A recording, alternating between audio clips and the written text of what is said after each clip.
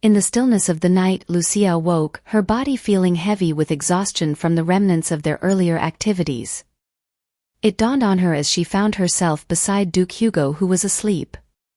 The realization of her marital status brought a sense of security, yet she felt the lingering sensations of their intimacy, causing a warm flush to creep up her cheeks. Feeling parched, she attempted to rise, but found her legs betraying her, sending her crashing to the ground with a thud. The toll of their activities left her feeling sore, her body aching as though it had been through a physical ordeal. Confusion enveloped her as she noted her dry, clothed state, a stark contrast to her memory before sleep. Is this what married life entails? I couldn't have imagined this, she thought, her mind swirling with uncertainty. There wasn't anything in the books that indicated it would hurt so much. Of course that wasn't everything. However, she knew if asked how it was, she would say she liked it, but the idea of going through it again was daunting. The intimacy shared with the Duke both embarrassed and intrigued her, leaving her uncertain about her newfound married life. Duke Hugo stirred from his slumber, inwardly questioning her presence on the floor. Lucia's thoughts raced, wondering if others were having sex, unable to comprehend what they found enjoyable about intimacy. Confusion laced her as she pondered whether she was the only one who felt ignorant about sex, finding the topic embarrassingly elusive. She couldn't deny the faint thrill that tinged her embarrassment. Unaware of Duke Hugo's presence as he knelt beside her. As Duke Hugo gently lifted her from the floor, Lucia was surprised as she looked back and forth to find the bed empty. "Yes, it's your husband," he said to her, easing her disbelief. She stuttered, still adjusting to the title of a husband and the complexities it brought. He teased her about her apparent restlessness in her sleep to fall off such a huge bed, but Lucia corrected him, explaining her need for water and her sudden weakness in her legs. As she was still speaking, he stepped forward, still carrying her, to get water for her as he handed her a glass of water. Lucia's bashful gratitude shone as she accepted his gesture of water with quiet appreciation as Duke Hugo teased her affectionately, "Don't break it this time," leaving her blushing at his playful banter as she thought of him to be mean by making fun of her as she emptied her glass of water. Returning to bed, he placed her down and encouraged her to get more sleep before their journey. Lucia's tentative touch brushed against Duke Hugo's face as she apologized for the accidental contact, her fingers lingering on his skin. She then declared that his hair was tangled, unaware of the allure she exuded in that moment. Captivated by her seductive gaze, his resolve weakened, and he leaned in gently, inviting a tender kiss as his hands roamed over her body. In that moment, she felt a connection that was both comforting and unfamiliar, causing her to moan softly, wondering if they were about to engage in intimacy once more. As Lucia was lost in the moment, Duke Hugo thrust into her, leaving her momentarily stunned as they found themselves on the verge of another intimate moment. However, Lucia was suddenly overcome by a sharp pain in her bosom. Concerned, Duke Hugo paused as she breathed unevenly, his attention fully captured by her distress. He halted their intimacy and gently inquired if she was in pain, noticing tears welling in her eyes. Lucia nodded in confirmation, though she blushed with embarrassment at the vulnerability of the moment. Sensing her discomfort, Duke Hugo immediately suggested calling for a doctor in the morning, but Lucia hesitated, unsure of how to explain her ailment to the doctor. Despite her protests, Duke Hugo insisted on delaying their trip to the north, recognizing her need for rest and comfort. Lucia, however, remained adamant, not wanting to disrupt their plans for her sake. "You said there's an urgent matter in the north." "I can endure the pain," she said.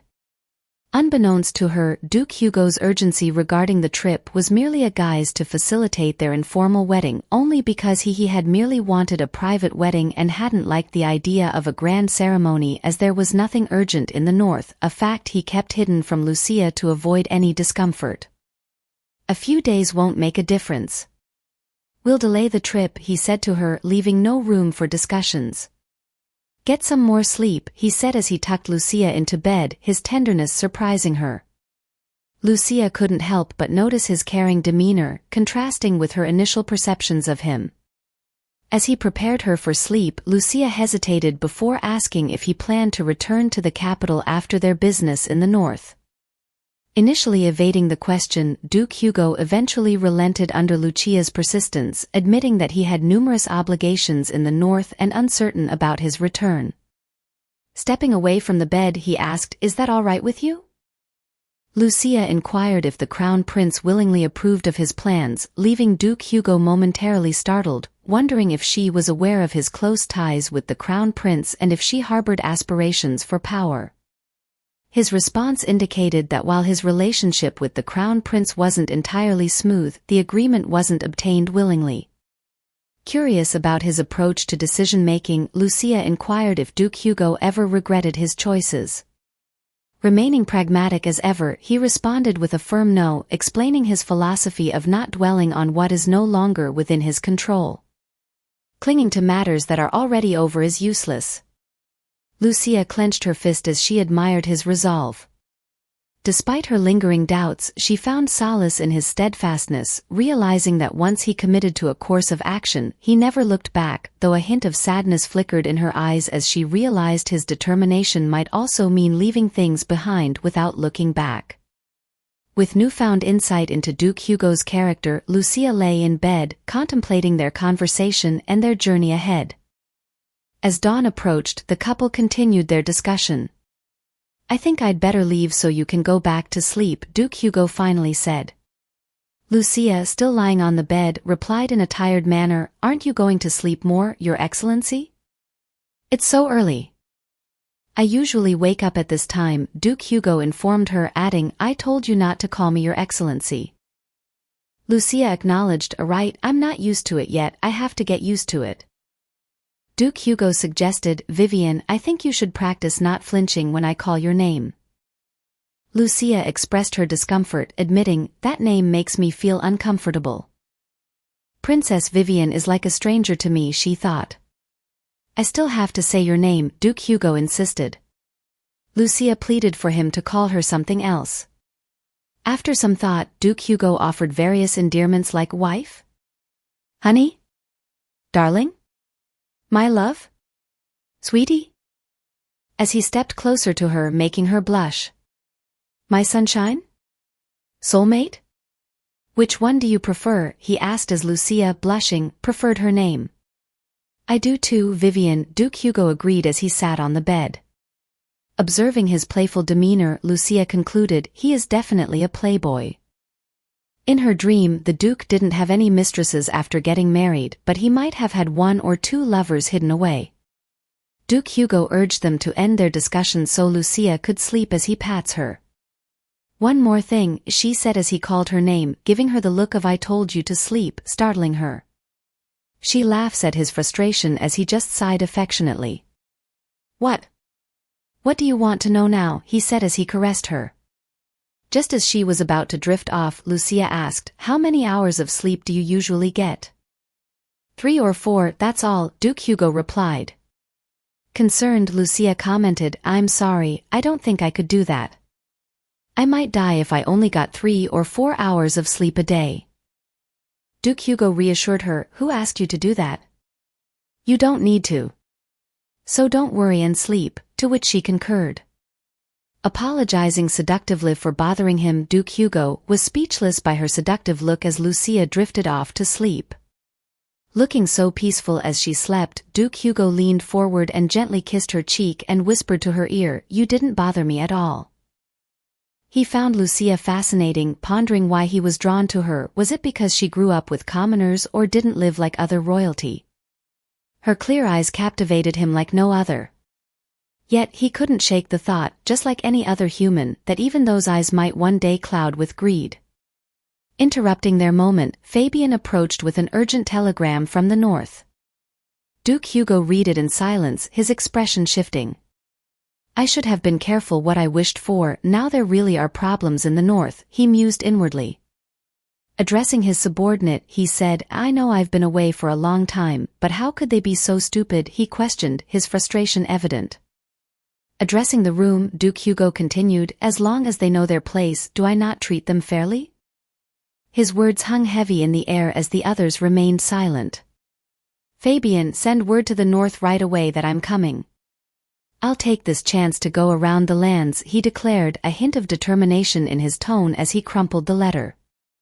Leaving the manor, Duke Hugo instructed Jerome to escort Lucia and call a doctor. Jerome inquired if Lucia was ill, but Duke Hugo assured him otherwise, adding, if the lady wakes and says she needs a doctor, then call for one. He emphasized the need for a female doctor, surprising Jerome. As Duke Hugo mounted his horse, he reminded Jerome to treat Lucia with respect, leaving him stunned, to which Jerome nodded obediently.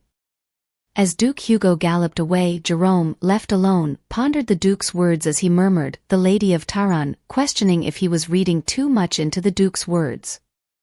"I guess I will find out as time goes by," he concluded, contemplating the intricacies of his employer's instructions. Roy strode through the corridors of Duke Hugo's mansion, his frustration evident on his face. He can't do this. He can't do this, he muttered to himself as he approached the guard room. Pushing open the door, he exclaimed, "He can't do this." "Why aren't you with the Crown Prince?" one of the guards questioned, puzzled by his presence. Roy brushed off the inquiry, his frustration simmering beneath the surface. "Who cares?"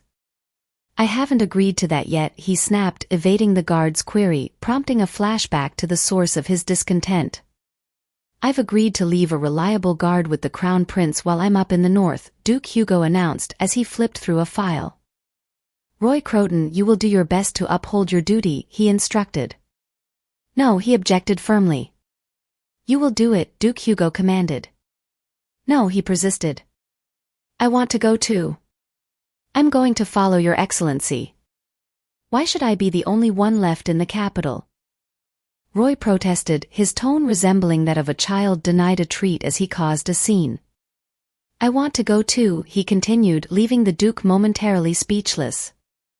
In an attempt to quell Roy's outburst, Duke Hugo resorted to physical means, delivering a swift blow to calm him down, marking the end of the flashback. "The Duke has already given his orders. You'd better get back." "You can't leave the person you are supposed to guard," advised Dean Hiva, one of Duke Taran's knights, his tone firm and practical. "I heard there's trouble in the north." "I'm going to miss out on the fun," Roy complained bitterly. "You call that fun?" Dean Hiva challenged. "It's 100 times better than trailing the Crown Prince all day," Roy declared, weighing his options carefully. "I'll follow on my own if I have to," he added defiantly, his resolve unwavering. "You're out of your mind. If the Duke catches you, you're finished," Dean Hiva warned, urging Roy not to act impulsively. Roy chuckled at the notion. "The Duke wouldn't kill me. He might give me a good beating though," he admitted with a cocky smile. Dean Hiva didn't see Roy's confrontations with the Duke as something to boast about.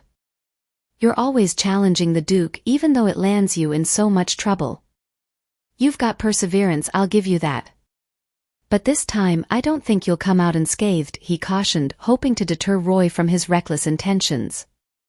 Roy, curious, asked why Dean Hiva was still at the manor instead of accompanying the Duke. "I'm escorting the lady to the north," Dean Hiva explained. "Oh, that's right, the Duke got married," Roy remarked casually. "I don't know much about the lady, but I heard she is a princess. I am not comfortable around noblewomen." "I'm a bit worried," Hiva admitted to Roy, his tone indicating his discomfort. Roy smiled as he recalled his initial encounter with Lucia at the palace gate. "You'll be fine," he reassured Dean Hiva. "Have you met the lady?" Dean Hiva inquired. "Well, not really, but I have a feeling it'll all work out," Roy replied confidently, his grin aimed at easing Dean Hiva's concerns. Speechless at first, Hiva laughed out, saying, "Okay, I trust your hunch. Anyway, let it go and get back to the prince. If the butler sees you." Dean Hiva warned, trailing off abruptly. Unaware of Jerome's presence, Roy said, "Jerome is pretty intimidating. Sometimes even scarier than the Duke himself." "Thank you so much for saying that," Jerome interjected with a short smile, catching Roy off guard. Dean Hiva hastily made an excuse to leave the room, leaving Roy to face Jerome alone. Sir Roy Croton, Jerome addressed him, his tone carrying a hint of amusement as screams were heard. Meanwhile, Lucia woke up later in the day still feeling some residual pain in her body. Wondering about the time after her extended sleep, Lucia heard a knock on her door and granted entry to the handmaiden. The handmaiden inquired whether Lucia desired breakfast before resuming her rest. Lucia requested something light that she could enjoy in bed, and the handmaiden agreed to prepare it promptly. Curious about the Duke's whereabouts, Lucia inquired of the handmaiden. "He departed for the north early this morning," came the response, leaving Lucia surprised by his absence. The handmaiden informed Lucia of Jerome's presence, mentioning that he wished to speak with her. Lucia decided to meet with Jerome after her meal. "How are you feeling, my lady?" Jerome inquired as Lucia arrived. He relayed Duke Hugo's suggestion for Lucia to summon a doctor if needed, but Lucia declined, insisting she was fine. "So the Duke has gone ahead to the Northern Territory?" Lucia probed, to which Jerome responded in the affirmative. Lucia learned from Jerome that the Duke had already set out for the Northern Territory after an urgent telegram came from the north. Despite the news, Lucia didn't display any signs of distress as she asked when they would depart. Jerome informed her that they were scheduled to depart the following day, but emphasized that the master said there was no rush as they can go whenever the lady is ready. "Let's stick to the plan and leave tomorrow," Lucia decided, her excitement palpable. Jerome was taken aback by Lucia's sudden eagerness as he agreed to her word. He proceeded to brief her on the upcoming trip as he asked when she would like to hear it. "If you are ready you can tell me now," she said. Impressed by her, Jerome smiled as he readily agreed. "We'll depart from the capital and arrive at Rome in the north," Jerome informed Lucia. "Not only is Rome the name of the city, but it's also the name designated to Duke Taran's castle," Jerome added. He explained that taking the main road to Rome would be quite far, but they planned to use gates, which should get them there in about 4 days. Lucia's eyes widened with surprise at the thought of the gates. "The biggest reason the kingdom of Xenon owes much of its power can be attributed to the gates," Jerome continued, "which remained after the fall of the ancient kingdom of Mato. These gates could send objects to distant places, and Xenon boasts far more gates than any other kingdom. They're embedded in the earth, making them impossible to remove, which gives us a significant advantage," he narrated. Jerome then asked Lucia if she had ever used a gate before, to which she replied no. He then provided more information about their journey, explaining that it takes around half a day to reach the capital gate from the mansion. From there, they would travel to the northern gate, taking a carriage to Rome, a journey expected to last 3 or 4 days. There are only 5 gates in the north, so the closest one to the Duke's castle is still a bit far, Jerome concluded, smiling radiantly at Lucia. "I hope you understand," he said. "Right," Lucia replied.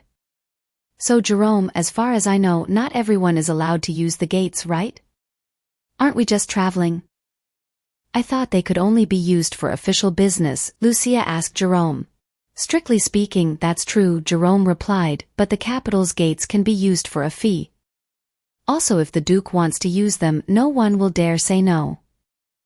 This surprised Lucia, triggering memories of her time with Duke Hugo the previous night.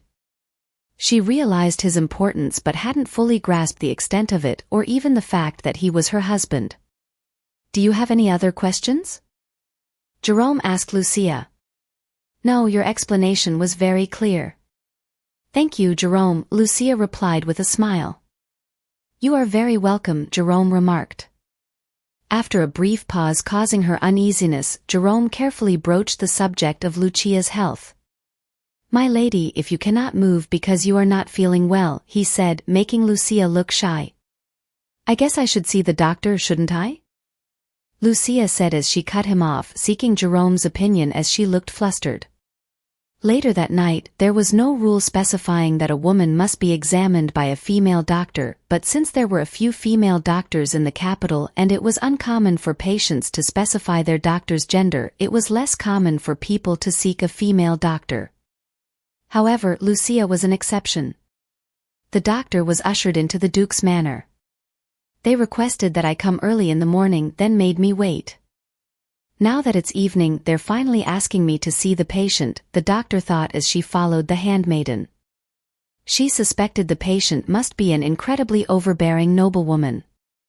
The handmaiden knocked at a door before informing Lucia of the doctor's presence. The doctor knew it wasn't often that she was able to examine high-ranking nobility as she was called in. I don't know how temperamental she might be, but this is a great opportunity for me. I have no choice but to examine her, the doctor thought as she was ushered into the room to meet the Duchess. Upon seeing Lucia, the doctor was surprised to find a cute lady. The person I was so nervous to meet was just a small girl, the doctor thought. As she asked her about her illness, she thought, on one hand, I was relieved she was not the noblewoman I imagined, but on the other hand, I found her to be a lovely lady of the house. After administering treatment, the doctor left the room. So, how is the lady's condition? Jerome asked the doctor outside the room. There is nothing to worry about. A good rest will heal her sore muscles. I've given her some medicine. As long as she takes it regularly and refrains from strenuous activity, she'll be fine, the doctor assured Jerome. Jerome thanked her. So then, have you thought about taking the job as her personal doctor, Anna? Jerome asked, smiling. Pausing to reflect on Lucia for a moment, Anna asked Jerome, did you say that I wouldn't be leaving the capital permanently? No, you will be back in a couple of years, Jerome confirmed. With a straight face, Anna agreed to Jerome's offer of becoming Lucia's personal doctor. The next morning, the carriage was ready as Lucia approached Jerome with her handmaidens.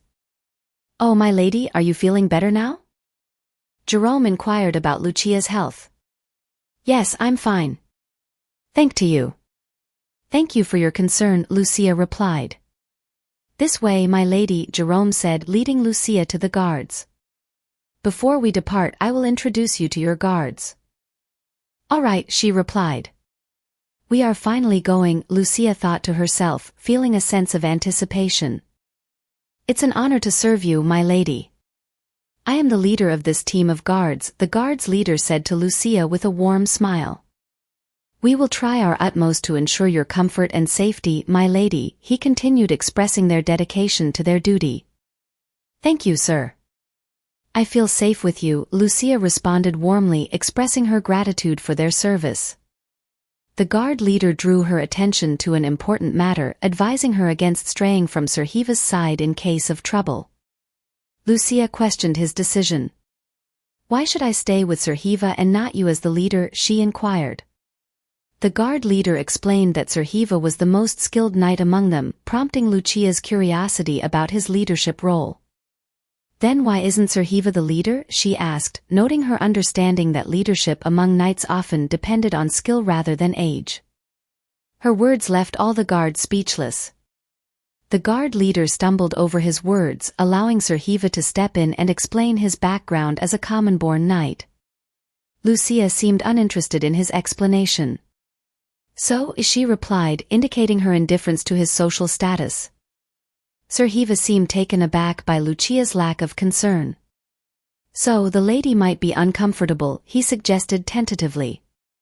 You thought I might be displeased if a common-born knight were to lead my guards, she asked tentatively, leaving him speechless as he affirmed to her words. Lucia cut to the chase, expressing her desire for Sir Hugo to assume the leadership position. I would like Sir Hugo to be the leader, she stated politely but firmly, disregarding any social barriers. Sir Hugo was shocked by her request, but Lucia emphasized her belief that skill should outweigh social rank. Social rank does not determine one's skill. I do not wish to break the rules of the knights, she remarked, advocating for Sir Hugo's abilities. With Lucia's decision made clear, she asked, so will you do as I asked? Sir Hugo and the other guards bowed in agreement. Yes, my lady, the guards responded, accepting her request obediently. Jerome smirked slightly. I didn't know the lady was familiar with the rules of the knights. I was worried you might be uncomfortable around them, but it seems I was worried for nothing, he remarked casually as he escorted Lucia to her carriage.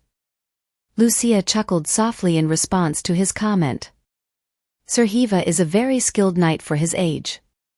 He was knighted right away without a training period, Jerome informed Lucia as they walked. Lucia expressed her surprise, but only those who win a fencing match or horseback riding competition receive such an opportunity. He must be truly outstanding. I am more amazed by how much you know, my lady, Jerome commented as he assisted Lucia into her carriage. Lucia smiled brightly at his words, feeling a sense of satisfaction as she thought, there is an explanation for that. As the carriage galloped away, Lucia's expression turned solemn as she gazed out the window. Yes, she thought as the carriage galloped away, there is an explanation, she thought to herself, her mind occupied with concerns. As night fell, the group halted to rest for the night. After the camp was set, Jerome informed Lucia that the area was secured and beckoned her to come out.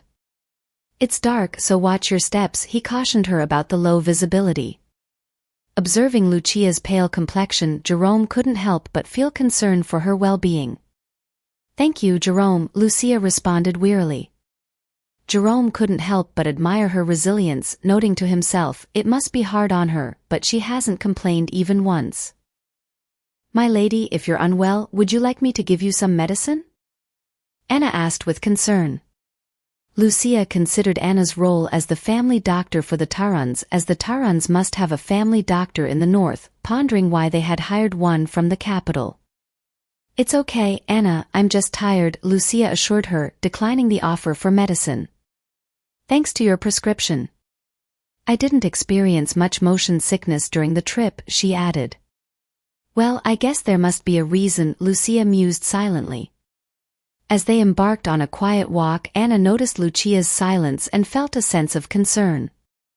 I'm glad she suggested taking a walk, but Anna trailed off in her thoughts, noting Lucia's deep contemplation. She observed as Lucia was deep in thought. She seems lost in thought. I can't seem to reach her, Anna mused, observing Lucia's distant expression. Meanwhile, Lucia found herself lost in memories of her dreams. She recalled a time when she managed a small workshop that repaired weapons, catering mostly to knights. The tales of these knights deeply moved her, and she even fell for a charming con artist, ultimately losing her workshop in the process. Despite the loss, those memories held a special place in her heart. Afterward, in her dreams, Lucia became a maid for a noble family, and eventually she saved enough money from her wages to purchase a small house, longing for a quiet life after leaving her job. As she gazed up at the sky, Lucia marveled at the journey from her dreams to her present reality, a place that she never imagined she'd be able to be. How far I've come. Truly very far, she reflected quietly to herself. For generations, the Northern Territory had remained firmly under the control of the Tarans. Known as the Northern Kings, the Taran family held sway over the region with an unspoken agreement that even the king wouldn't interfere in their affairs. Despite their autonomy, they remained loyal subjects to the crown. The Tarans did not demand their independence, they only kept their place as masters of the north and did not meddle in matters of the capital. 7 years ago, a significant shift occurred when the former Duke Taran passed away, leaving his son, Duke Hugo, to inherit both the title and the responsibility. Despite his youth and inexperience, Duke Hugo proved himself on the battlefield, earning widespread acclaim throughout the nation. However, not everyone in the north was quick to embrace him. Among some of the northern lords, resentment brewed against Duke Hugo's ascent. They questioned his ability to rule over the north effectively, dismissing his skills with a sword as his sole asset.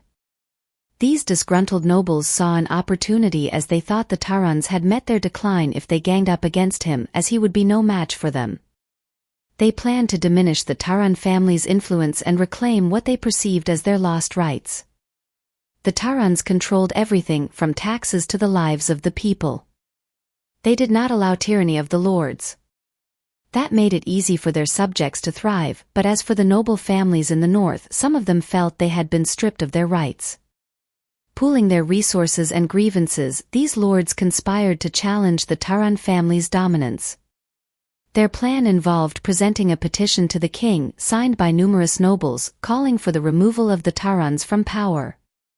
However, their plot quickly descended into chaos when Duke Hugo retaliated with swift and deadly force. In the aftermath, footsteps were heard as bodies were lying lifeless on the floor, and Count Brown, one of the conspirators, found himself trembling against a wall, realizing the gravity of his miscalculation. Duke Hugo confronted him with a mix of anger and disappointment, revealing the consequences of his betrayal in his piercing gaze. Caught off guard and speechless, Count Brown faced the stark reality of his actions as he recognized the Duke for the first time. The new Duke Taran's presence left Count Brown trembling with fear. As he sat still shaking from the sight of Duke Hugo's blood-stained figure, Count Brown couldn't help but acknowledge that the young Duke was more than just a mere kid. "I haven't cut out your tongue yet," Duke Hugo remarked sternly, his gaze piercing through Count Brown's trembling form. "Yes, sir, I am Brown," Count Brown stuttered in response. Duke Hugo tossed the signed petitions onto the floor before Count Brown, prompting a wave of fear and shock to wash over him as he remembered his complicity in the plot. "Your Excellency," Count Brown began, attempting to explain himself before Duke Hugo cut him off. "During the 7 years I was on the battlefield, bit by bit, you have been steadily preparing for this," Duke Hugo remarked with a chilling smirk. Count Brown pleaded for mercy, his voice quivering with desperation. But Duke Hugo's patience wore thin as he questioned, "Can't you find anything else to say?" Count Brown still pleaded for mercy as the fear of death washed over him, but the Duke showed no mercy as he ended Count Brown's plea with a swift stroke of his sword. Elsewhere in the palace, one of the handmaids was retching as the other patted her back and asked, "Are you all right?" "I'll live," was the response she gave to her colleague. The two handmaidens discussed, relieved to have survived the harrowing carriage ride from the capital to Rome. Despite the discomfort of the journey, they marveled at their lady's resilience, noting her lack of complaint despite her obvious fatigue. As they reminisced about the knight's admiration for their lady, they expressed gratitude for her kindness and grace. One of the handmaids noticed the bubbling atmosphere as someone then offered to escort Lucia to her chambers. Feeling relieved, the handmaid said to her colleague that Lucia was being considerate of the servants as she smiled, feeling grateful to serve such a compassionate and noble presence. As they walked through the palace, Jerome expressed concern for Lucia's well-being after the journey. "The long journey must have been very difficult for you, my lady," he remarked. Lucia acknowledged the challenge but emphasized that everyone had found it tiring. She then requested Jerome to ensure that everyone who had accompanied them could rest properly, to which Jerome readily agreed. He informed Lucia that her bath was being prepared and suggested she wait in the bedroom for a moment. However, Lucia expressed her desire to greet the Taran family before retiring. Jerome advised against rushing to greet the employees, but Lucia clarified that she meant the Taran family members. Jerome explained that there were no relatives present in the palace, as the previous Duke and Duchess had passed away long ago, leaving Duke Hugo as the sole member of the Taran family. Surprised, Lucia thought to herself, the one and only. But he certainly has a son, as she became lost in contemplation. Before she could delve further into the matter, she decided against it, thinking it might not be appropriate or that there could be a reason for the Duke not disclosing such information. She agreed to Jerome's suggestion of touring the mansion after her bath, reflecting on her curiosity about the Duke's family and resolving to be more cautious in her inquiries. Recalling the past with the Duke as Lucia relaxed in her bath, her mind wandered to the Duke's son and the odd secrecy surrounding him. Lucia couldn't understand why it was now treated like a secret, as she wondered what was going on. In the hallway, she hurried to meet Jerome after her bath, eager to unravel the mystery. Jerome courteously led her through the hallway, offering a brief tour of the castle before her meal, to which she readily agreed. He detailed the various rooms on the first floor, including sitting rooms, conference rooms, and the dining area, mentioning the garden accessible from the dining room's back door. Lucia's eyes lit up at the mention of the garden, but Jerome warned her not to expect much. As they reached the unkempt garden, Lucia expressed disbelief at its condition. "What is the significance of the garden?" she asked. Jerome explained its neglect since the previous duchess's passing and how its size made maintenance challenging without the lady of the house, as it became too unsightly to leave it, so we did what we had to do. Lucia questioned if the Duke had ordered its neglect, but Jerome nervously dismissed the notion, indicating the Duke's indifference to such matters. As Jerome declared they returned inside, Lucia called Jerome's attention as she would like to ask him something. She hesitated before confronting Jerome about the Duke being the only member of the Taran family, to which he agreed. But the Duke has a son, she said matter-of-factly, prompting Jerome to feign ignorance. Lucia too asserted her knowledge of the son's existence.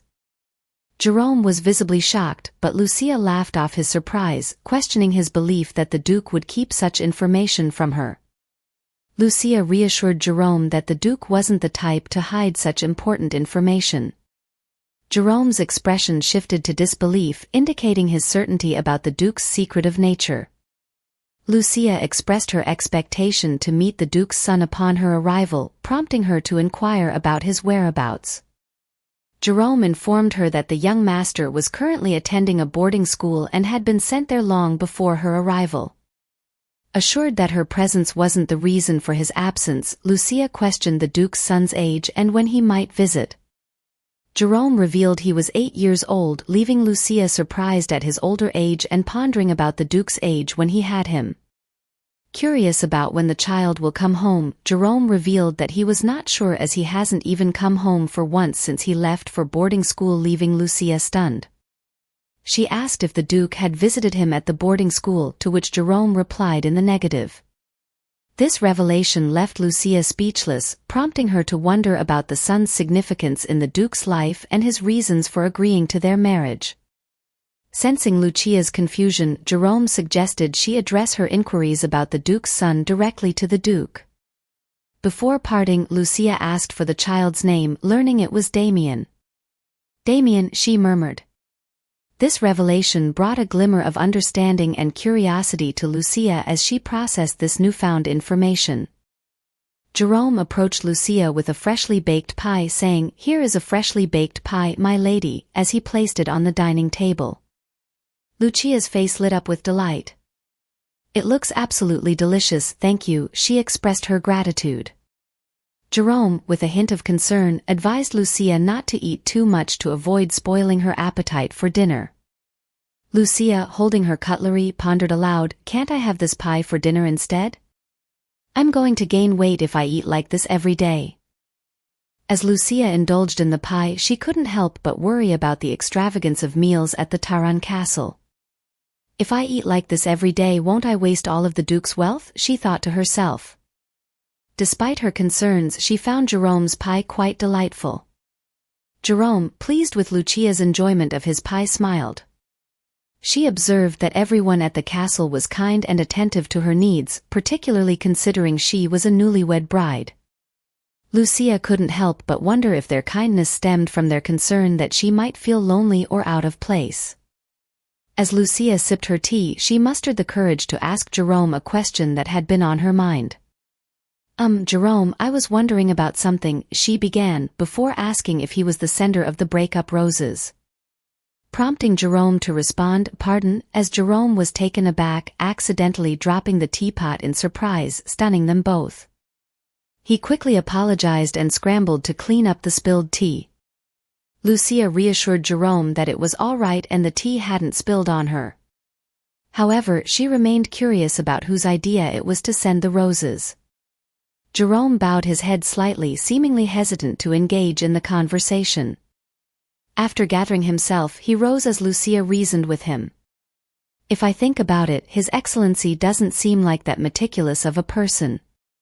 I don't think he would have personally ordered roses to send as a breakup symbol." Jerome, with a hint of unease, began to explain, "My lady, the thing is..." Before pausing to take a deep breath, Lucia encouraged him to continue with a smile, and he eventually confessed, "Yes, it began on my accord." Lucia expressed concern about the choice of red roses for a breakup, considering it might be perceived as cruel, as he corrected her that it is yellow roses. Yellow, she asked as Jerome clarified that yellow roses symbolize farewell in the language of flowers, which seemed to satisfy Lucia's curiosity. Impressed, Lucia remarked, "How did you know that? You must be quite romantic." Jerome revealed that his knowledge came from his brother's wife, who runs a flower shop. This revelation led to a discussion about Jerome's twin brother, Fabian, who serves as the master's aide, as she remembered a past scene where she met his twin. Surprised by the revelation of Jerome's twin status, Lucia commented on their dissimilar appearance before Jerome interjected, clarifying that they were indeed twins. Lucia reacted with disbelief, remarking on the number of twins present at the Duke's castle, including the chef and one of the maids. Jerome then unintentionally revealed that the master himself was also a twin. Lucia, intrigued by this unexpected information, inquired about the Duke's sibling.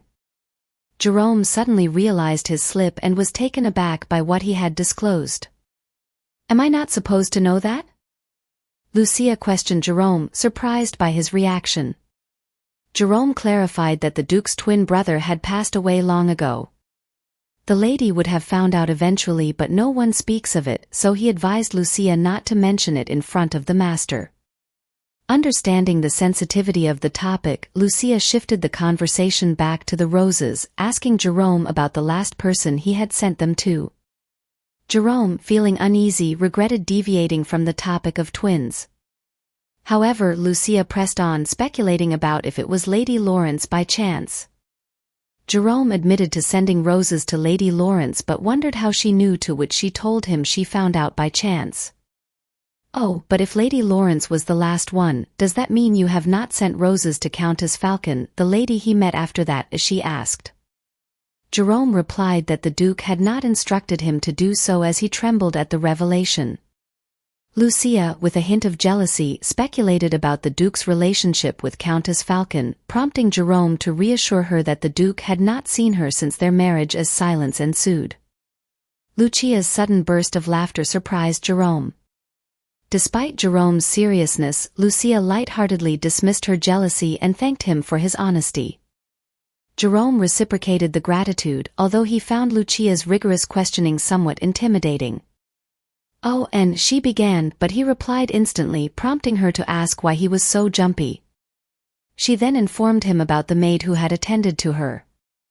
Lucia requested that maids take turns attending to her, prompting him ask if she was unsatisfied with the current maid in attendance or if the maid make a mistake. To which she ruled out any dissatisfaction, stating that to avoid potential conflict among them, they should take turns, thereby preventing the maids from becoming divided. This showcased her wisdom and consideration for others. Jerome was stunned by Lucia's insight and admired her for her firm yet gracious demeanor. He reflected on the notion of serving one master for his entire life as he smiled knowingly and pledged to follow her instructions respectfully, as he was deeply impressed by her wisdom and compassion. As Duke Hugo made his way towards his throne, Fabian's voice cut through the tension. "Your Excellency, you can't just kill them all again. There's no one left here to work," he exclaimed, his tone fraught with concern. "Didn't I tell you to bring some people from Rome?" he asked Fabian. "Do you think Rome is overflowing with people?" "There are only so many people who can work," Fabian replied, shouting at the Duke. Ignoring Fabian's plea, Duke Hugo took his seat, his expression stoic.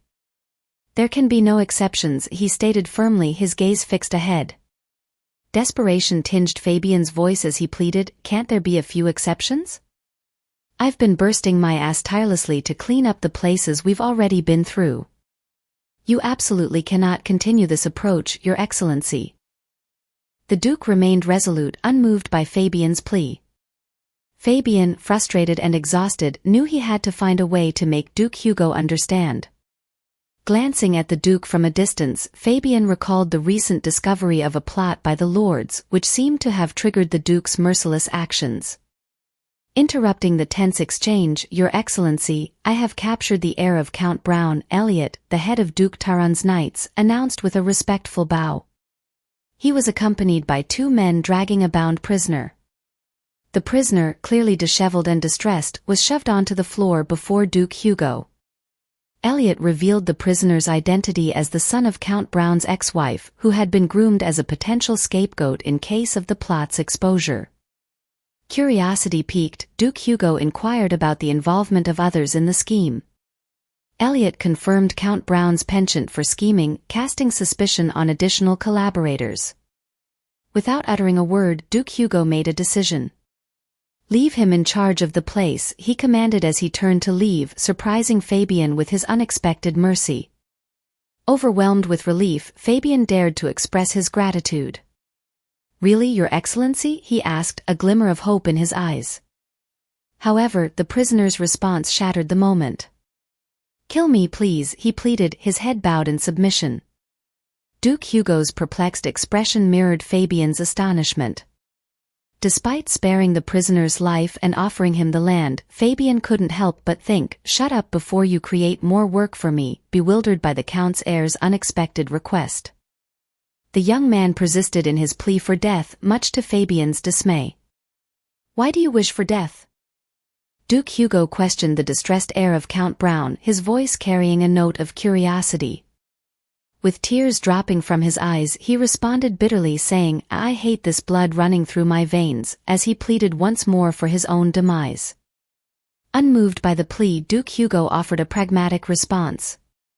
"If you despise it but lack the resolve to end your own life, then you must learn to endure it," he advised the prisoner. Confusion clouded the Count's air as he struggled to comprehend Duke Hugo's words. "Pardon?" he queried, taken aback by the unexpected response. Reflecting inwardly, Duke Hugo pondered, "Just as I cannot rid myself of the blood in my own veins," Duke Hugo sighed, leaving the prisoner bewildered as he departed. Meanwhile, in a different scene, two boys conversed about their names while lounging on the grass. "What's your name?" one asked the other. "Hugh," came the reply. "Hugh," the first boy repeated as Hugh corrected him, drawing attention to the similarity between their names as he said his name. "Hugh, Hugh," the first boy exclaimed, seemingly amused by the similarities when pronounced fast. As he called Hugh's name, leaving him angry. "You don't even know what that name means," Hugh said as Hugo asked what it meant. However, Hugh's tone turned serious as he explained the meaning behind his name. "According to the language of those who named me, it means devil or demon," he revealed to Hugo, who listened intently. Despite the revelation, Hugo remained cheerful, pointing out the resemblance between their names. "I thought I was an only child until now, but I have a brother like you. I can't believe it. Isn't it great? Now we're not alone anymore," he remarked optimistically. Hugh's cynicism surfaced as he cautioned Hugo about the dangers ahead. "You're so naive that your brain must be empty. Don't you know what the old man is planning to do? You or me, he's going to kill one of us," he warned, revealing the grim reality of their situation. Nevertheless, Hugo expressed his determination to protect Hugh, surprising him as he continued, "You can protect me too," forming a bond between the two princes that would shape their destinies. Years later, on a cold winter night, the bond between the princes was tested as they faced each other. "This is for you, Hugo," Hugh declared tearfully. Hugh declared his love for Hugo before sacrificing himself, leaving Hugo haunted by guilt and regret as he stared at his brother's lifeless body. Alone in his court, Duke Hugo contemplated the events that had transpired, his weariness evident as he made plans to depart at dawn. In the desolate, blood-stained court, he sifted through his thoughts and ultimately concluded, "I'm tired of this," he admitted to himself, bowing his head in resignation as Fabian departed, leaving the Duke to his thoughts in the silent hall. Lucia found herself intrigued by a specific tower within the Duke's castle. As she tilted her head to gaze at its summit, she observed the gate securely sealed with chains and locks. Strolling toward it, her curiosity piqued as she thought, "This place is always locked. It seems it's the only part of the castle I haven't been able to access." Turning to her handmaiden, she requested, "Why is this place always locked? Please bring me the key." The handmaiden, taken aback by Lucia's demand and visibly nervous, suggested, "Perhaps it's best not to enter, my lady." "Why?" Lucia pressed, undeterred by her handmaiden's evident apprehension. They say there are ghosts in the West Tower, the handmaiden explained, her voice tinged with fear. Intrigued, Lucia's eyes widened. Ghosts? Who has seen these ghosts? It's a well-known belief among the people of Rome, the handmaiden insisted, emphasizing the widespread nature of the tale. Reflecting on this for a moment, Lucia mused, well then, there must be a reason why this place is considered haunted. The handmaiden responded, I don't really know the exact reason. But it's common knowledge that this place is haunted, conveying the rumors she had grown up hearing from parents and friends alike. Realizing she might not get a more detailed answer from her handmaiden, Lucia decided to pursue the matter with someone else. Later, when she encountered Jerome in the castle, she seized the opportunity. Jerome, I have something to ask you, Lucia began, her tone a mix of curiosity and seriousness. Jerome, who had learned to anticipate the unexpected from Lucia's inquiries, braced himself. Yes, my lady, what is your question? He responded, trying to maintain his composure despite the unease that Lucia's questions often provoked. Lucia's query about the locked West Tower and its rumored haunting led him to remark internally on her penchant for unusual questions. Yes, my lady, there have indeed been such rumors, Jerome confirmed cautiously. But personally, I've never seen any ghosts. Persisting in her curiosity, Lucia asked, You've been up there? Yes, but those who ventured there reported unsettling occurrences, which led to the decision to lock it up, Jerome explained. Unsatisfied with the explanation of mere rumors, Lucia probed further, but there must be a reason. Why do such rumors persist? Jerome hesitated, his demeanor changing as he faced the gravity of what he was about to reveal. Because there was a tragic event, he confessed solemnly.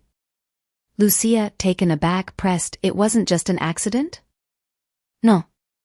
It was a murder, Jerome revealed. Shocked, Lucia gasped, covering her mouth. Oh my, she exclaimed, her curiosity now intertwined with concern. Who? Why? How? She questioned, her mind racing with the implications of a murder within the castle walls. Jerome continued, recounting the mysterious event like a dark tale from the past. It happened before my time in service, but the victims were the esteemed former Duke and Duchess, he revealed. Lucia's surprise was palpable. Oh dear, to think such a thing occurred within these walls, she murmured softly. Jerome then disclosed the gravity of the matter. This is a secret of the Taran family, he explained. It happened a long time ago, and not many people know about it, but I believe the lady has the right to know, so I will explain, he offered. I mentioned before that the master had a twin brother, he began, as Lucia replied in the affirmative. The former duke feared the conflict over succession, Jerome continued, shedding light on the underlying tensions within the family. So he kept one son as his heir and abandoned the other. It was a horrendous decision, Jerome recounted to Lucia, his voice heavy with the weight of the past. He admitted he didn't know if the former duke had attempted to harm the abandoned son, but shared the tragic outcome. The abandoned son returned as a grown man and killed the duke and duchess, Jerome explained solemnly. Fortunately, the master was not in Rome at that time, so he avoided any harm. I don't know all the exact details because I was not here back then. So the former duke and duchess passed away, and the master inherited the title. Lucia's shock was evident. So the twin brother killed both of his parents? She asked, seeking clarification. Jerome elaborated, the former duke was his father, but the duchess was not his mother. I heard the master's biological mother died soon after giving birth, he revealed as they continued their walk. Reflecting on the tragic past and strength of the current duke, Lucia found herself deeply moved. The duke is very strong.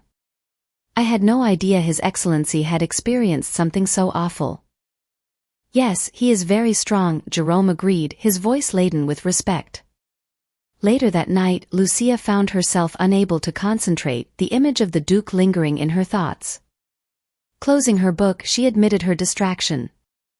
As she pondered, feelings stirred within her. Would he be annoyed if I said that I'm worried about him? She wondered aloud. Would it only trouble him if I think that I want to give him a big hug right at this very moment? Despite the uncertainty, Lucia felt a strong desire to comfort him even if it meant facing his stubbornness or potential discomfort. Lost in her thoughts, she found herself questioning where he was right now. Was it worry or something deeper blossoming within her? Thank you for joining us on this incredible adventure. If you enjoyed what you watched, please consider liking, subscribing, and ringing that notification bell. Your comments mean the world to us and help us improve. The next episode promises even more excitement and unexpected twists, so stay tuned as we embark on this thrilling journey together. Keep the anticipation alive, and we'll catch you in the next episode.